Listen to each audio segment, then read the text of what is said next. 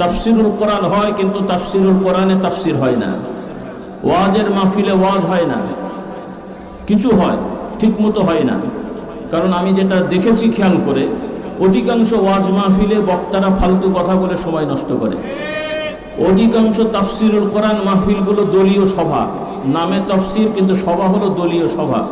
তা আমি অনুরোধ করব, তাফসির করলে তাফসির করেন, তাফসিরের নামে দলীয় সভা করে মানুষকে ধোঁকা দেবেন না, দয়া করে।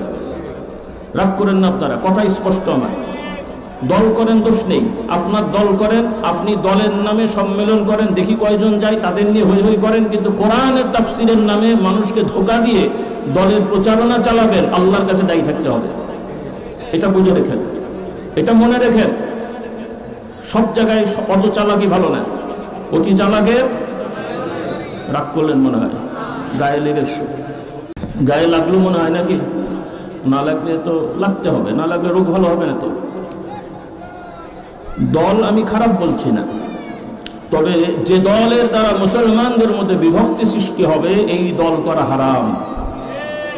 মুসলমানের মধ্যে ঐক্য করার জন্যে, মুসলমানের মধ্যে আদর্শ প্রতিষ্ঠার জন্য যদি দলীয় সংগঠন করে কাজ করা হয়, এটা ভালো কাজ, এটা আমি খারাপ বলছি না। কিন্তু বর্তমান আমাদের যে অবস্থা হয়েছে, যে আমরা দল সংগঠনকে কেন্দ্র করে বিভক্ত হয়ে শত্রু হয়ে যাচ্ছি। আলহামদুলিল্লাহ, আমরা একটা আশার আলো দেখছি, আমরা দোয়া করি আল্লাহ এটা ভালো কিছু করুন, বলি আল্লাহুম্মা আমিন। ভালো কিছু হোক, আমরা চাই ভালো কিছু হোক, ব্যাস, আর বেশি কথা বলার দরকার নেই, বলি আলহামদুলিল্লাহ। তো এটা স্থায়ী হোক, এটা আমরা চাই।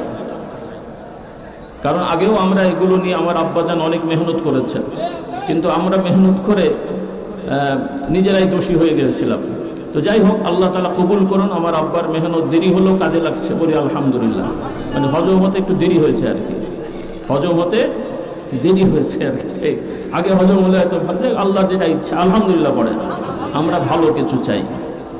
তো প্রশ্ন হলো, কোরআনুল কারীমের তাফসীরের মাহফিল তাফসীর করবেন, ওয়াজ মাহফিল ওয়াজ করবেন, দলীয় সভা হবে, গুলিয়ে ফেলবেন না।